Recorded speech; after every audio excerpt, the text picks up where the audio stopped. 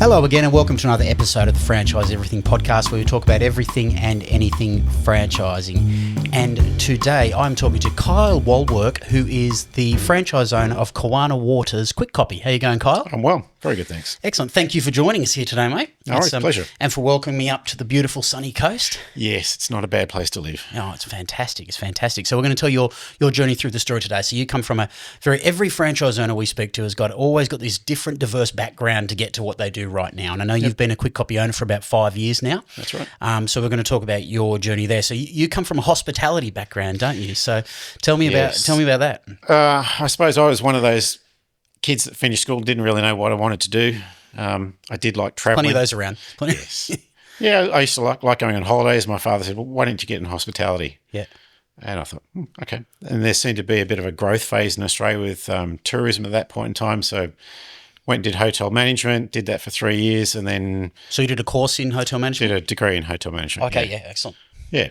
Whereabouts did you do that? That was down in University of Western Sydney in Richmond in New South Wales. That's I know that well. Nice and cold out there. Yes, spent most of my life down there. Yeah. So I did that and then got various sorts. I actually started as I did a marketing job for a company called Astra Limousine. So I was a marketing person for a limousine company back then, after getting out of university. And then that put me in contact with the Hilton and numerous hotels in Sydney. And one of the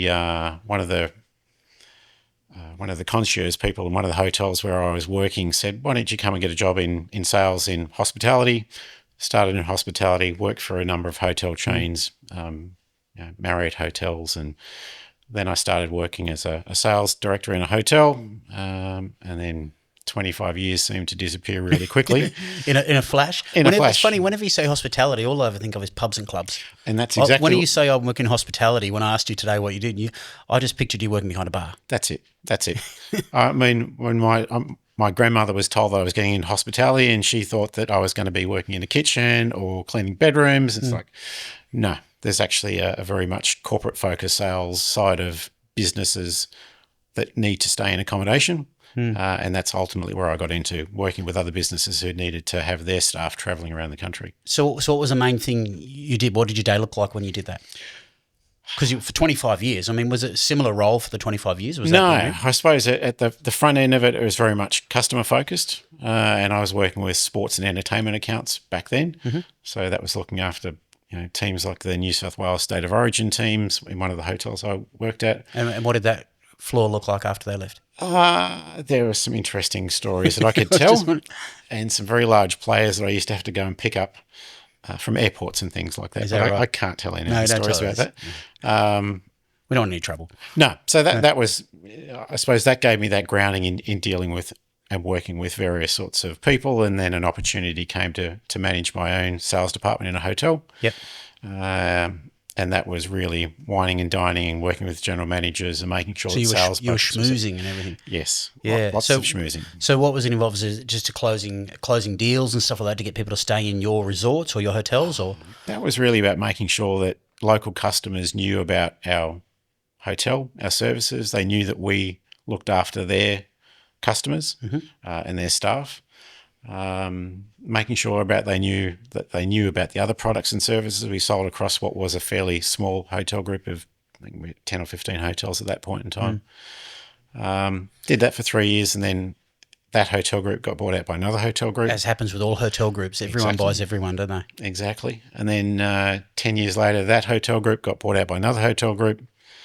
And I suppose by my end of my hospitality career, it was $450 million budget, 65 sales team members that I worked with, and 130 hotels around Australia and New Zealand. So that you were trying to fill space in, corporate rooms in. So what was that like? Did you feel the pressure with that, or how did that feel? Was there such a structure and system around you that it wasn't so much of a pressure? I was fortunate that I built quite a lot of the structure and systems. Yep.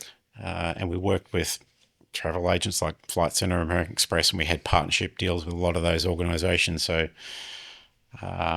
it was really making sure that those partnerships worked, that I was making sure that the general managers in the hotels that I was working for, they were all happy campers, and that all my staff around the country were happy campers. And ultimately, that we made sure that the customers who were staying in our hotels were happy, because one angry customer at, I don't know, BHP, that gradually gets Filters whittled up through. the chain. Yeah, Yep. yeah, I bet.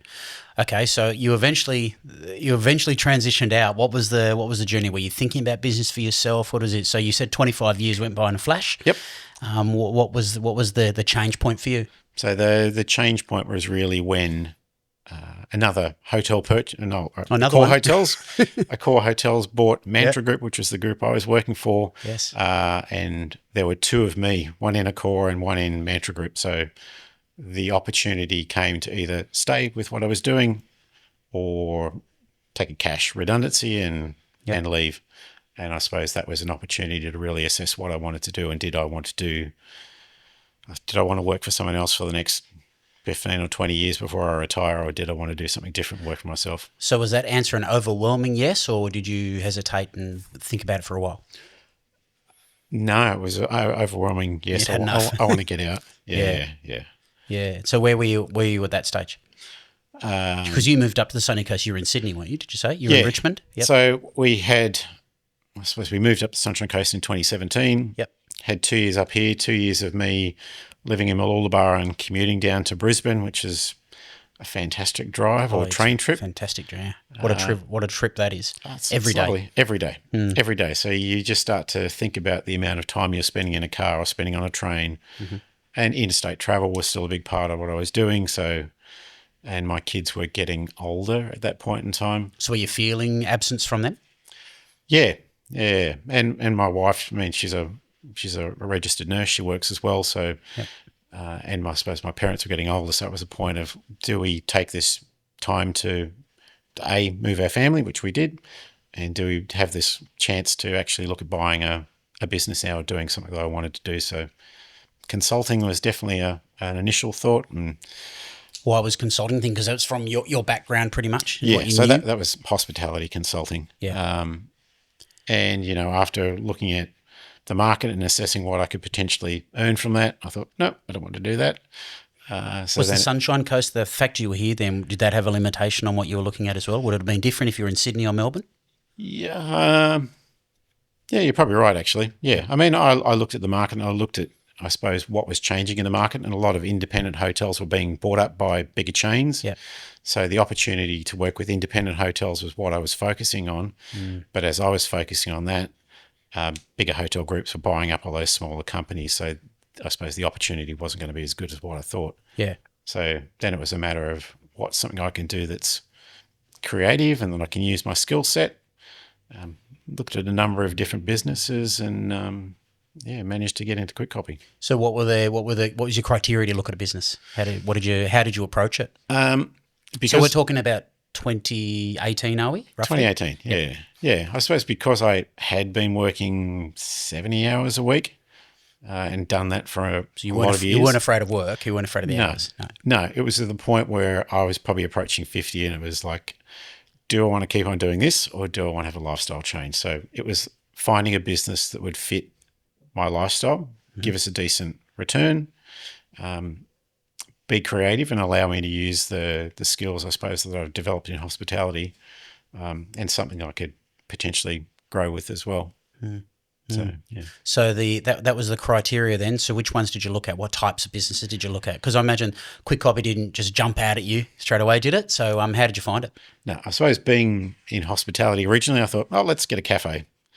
And my kids were sort of 14 and 16 at that point in time, and they're going, yeah, let's get a cafe. We can make coffees and be baristas and we can eat the food. This is going to be fantastic. And it's like, after really thinking about the hours that you have to put in and the amount of money you've got to put in and the amount of, I suppose, failure in all those businesses as well, it was then a matter of crossing that one off the list and then looking at more traditional franchise businesses, I suppose, because I'd had my sales and marketing background in hospitality. Going into a different industry without the support of a franchise network was something I didn't want to do. Yep. So I did looked at other signage businesses and independent print businesses and fast food chains and things like that, and then put a call into Kwik Kopy and they introduced me to the owner I ultimately bought the business from. So what was your initial thoughts when you met this? That was the owner at Kawana Waters up Yes. here, right? So what were your initial thoughts of the business then when you went in there and chatted to the owner? Oh, I suppose it was vastly different because I was used to working in that big corporate machine, and then to have your own smaller business. And I mean, Sue and Steve, who are the people I bought the business from, they had built their business from a greenfield. Yeah, Greenfield is brand new. Brand new. Yep. So they wanted to make sure that whoever was taking their business over potentially was someone who was a good fit for them and would continue on their business and continue to look after their staff. And I suppose we just hit it off, and a 5-minute coffee conversation became 3.5 hours later of this seems like the right thing to do, even before, because they weren't looking to sell their business. So it wasn't even for sale? Wasn't on the market. So you just popped in to say hi and have a chat with them? Yeah, I suppose Kwik Kopy Australia said, look, go and meet these guys. And I suppose the thought was they were hoping that I would open a greenfield. Yeah, as every franchise obviously wants to open new locations, of course. Yeah. Exactly. And Steve and I just hit it off, and he said, well, let's come and meet in the centre tomorrow, and you bring your wife in and I'll bring my wife in, who worked in the business as well. And yeah, we hit it off, walked around the centre, looked at all the machines, and I'm thinking, this is so foreign to what I do. What were you thinking? Were you thinking, how am I going to work these? How am I going to work these? And, I suppose the good thing is that Steve had a good group of staff working for him, and those staff are still working, or some of those staff are still working in the centre now. I find that actually in the number of Kwik Kopy owners that I've spoken to, there's a lot of very long-term staff in the businesses. Yeah. I mean, when I bought the business, my production manager was there. She's been there for nearly 10 years. Yep. The graphic designer had been there for 6 at that point in time, and she's still working for us now. She's just on her way back from maternity leave. And then we had some other changes with customer service roles, but those customer service roles now are people who've worked for me for nearly 3 years. So nice, stable team of people. Yeah, excellent. I hear that across the board pretty much for many of them. Okay, so how long was the process to purchase? So it obviously became for sale at some point. So how did you get to that point of that this business is for sale? I suppose it was, I can almost remember sitting in our office area now and talking to Sue and Steve and my wife and I, looking at each other and going, we think this is the right thing to do. And they said, yeah, we think you're the right person to buy our business. So then it was just going through the... Wow, that's not a normal thing. No. And, we hadn't discussed numbers at that point in time. I didn't really know how much it was going to cost me to buy this business, but we sort of agreed to let's have that more detailed conversation about what this might actually look like. Okay, so how long did it take you to get the deal done from when you decided you wanted to do it? Maybe a month. Okay. Yeah, backwards and forwards and assessing whether this was the right thing to do, because I actually was looking at another signage business at exactly the same time, and I'd been flying down to Sydney and had conversations with them. So it was then assessing those two businesses and do I want to buy an underperforming business and try and get that back up to speed, or do I want to buy an established performing business and continue on that journey and grow that? So very vastly different amounts of money involved. Yep. But the decision to go and buy the established business with Sue and Steve was ultimately we went to. So what was training like in getting yourself up to speed with it? With 25 years in hospitality prior? Yep. So how did you find the training and the experience in picking up the skills you needed to pick up? Oh, it was very, very detailed. The whole process was very well stepped out. Yep. Myself and a lady called Aditi, who owns one of the Kwik Kopys in Melbourne, we started and did owner training ourselves. I think it was a month and a half process, and it was incredibly detailed. And I suppose by the time we got to the end of the program, everyone said you'll start to look at restaurant menus and you'll start to flick the paper. Yeah. And you're feeling the stock of it. Correct. Yeah. At the beginning of the process, I hadn't even thought of that. And then by the end of it, I was flicking pieces of paper and you're looking at thinking, geez, they've cheaped out on this or something. That's exactly right. I could do better than that. Yeah. So yeah, it was a very detailed process, and I suppose ultimately it made you feel very comfortable. Yeah. I didn't have a printing background at all, apart from working in marketing when I was really, really sort of starting out. And you think having those, so obviously current staff stay on board helps a lot, doesn't it, with that? Big time. Yeah. Knowing that I could come into the business and build relationships with them, knowing that they were quite comfortable with the day-to-day running of the business, that was that was really important. So what's your role? What's your role mainly on a day-to-day basis there? Because I know different owners like to gravitate towards different things. So what do you find yourself doing most days?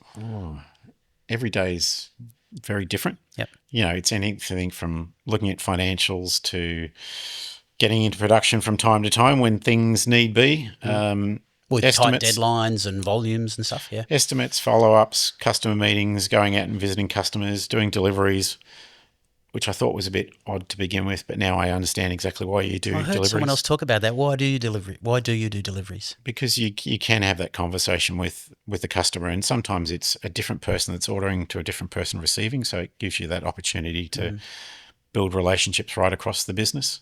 It's interesting. When we spoke to another, I can't remember which one it was, another Kwik Kopy owner, talked about how they love to go out and do deliveries. Initially, they thought, no, this is not my role, but they found that it was their access point. Yeah. Yeah. So it's a nice opportunity to go and get into your customer's business and talk to them and, I suppose, build relationships with them, not from a really proactive sales point of view, but just understand what they're doing. Knowing them. Yeah, excellent. So, what about the future in the business? So, what are you seeing about the expand? You can expand the business here on the coast or another location, or have you still got plenty of scope within the existing location you are? I suppose another part of what I'm involved with is called performance groups. Yep. So there are similar franchise owners. So there's 7 in our performance group. So we all meet every quarter, and what we do as part of that group is, I suppose, share what's happening with our business. Talk about goals, talk about how to achieve what we want to achieve, how we want to grow our businesses, what we're doing well, what we're not doing well. And I've just come back from a meeting in Townsville yesterday. So we had a 3-day meeting over the weekend. And that was really talking about what we want to do with our businesses and how we want to grow. That's a Kwik Kopy group of owners? So, yes. Yeah. Yep. Okay. Yeah. So how's that organised? Is that organised by, is that a head office thing or is that just amongst franchise owners? Yeah. So Kwik Kopy does have a number of performance groups, and they've had different teams over the years. And I suppose the one that I'm in, I had to wait 2 years until I had actually had my time being an owner of a business. So you've got to qualify. You've got to qualify. Oh, okay. You've got to be voted into a group. So I was voted in a group. So yeah, that keeps the quality high. That keeps the contribution. Yeah, and I suppose it's based on similar size centres, but there are some smaller centres, and there's some much higher revenue generating centres. So you get a range of experience, and you've got newer owners like me up to more experienced owners who have had 20 years, who might be on their second round of franchise agreements. Learn so much from, no doubt. You do, and that just makes you think about what changes you might want to make in your own business and what opportunities you might want to get involved with. And we hold each other accountable for what we do. So every quarter we'll catch up again, and we go into each other's stores every quarter as well. Yeah. And that just means that you've got experienced eyes looking at your business and saying, have you thought about doing this, or you're doing fantastically well? So it just gives you that support. Sounds very collegiate, a real collegiate sort of attitude. I mean, that is one of the biggest things. Everyone told me, there's a little email address called All Owners. So if you've ever got a problem across Kwik Kopy and you don't know how to do something, you just type a little email that says, I've got someone who wants, I don't know, a keyring shaped like a bunny rabbit, and it's got to glow in the dark. And this customer wants 1,000 of them next week for a conference. Does anyone know where I can get these things? And there will be someone across the network who will say, have you thought of X, Y, and Z, or speak to this? And wow. It's a resource, isn't it? Absolute resource. It's massively beneficial when you don't have that level of experience. Yeah. And everyone's always so happy and so keen to help out. So your children want to be baristas and everything. They're going to get involved in the Kwik Kopy business? They've all been involved to a certain degree. We've got one customer who does a lot of training manuals. Yep. And when I say a lot, I'm talking 800 or 900 at a time, and they all need to be bound. So that becomes a task of stacking paper and putting in a machine that cuts a little hole. Yep. Yeah. And they've all done that at one point in time. But limited involvement there. Involvement. Task-related involvement. They could never do it as well as my production team. So good enough though. It's good for their experience, isn't it? They got sacked basically. They don't come back in. Okay, I was trying to be kind and gentle. No, they don't come back in. My wife's done it as well. Yep. But she's happy to stick to nursing. But I suppose the good thing is, if I need some help, I know that they're there. Excellent. All right, that's a lovely way to finish on family. I know Kwik Kopy's a big family business. Exactly. Kyle, thanks so much for joining us today, mate. Much appreciated and telling your story. Thank you. That's another episode of the Franchise Everything podcast. If you like this type of stuff, please subscribe, share, like it, do all that sort of thing there, and we'll catch you in the next one soon.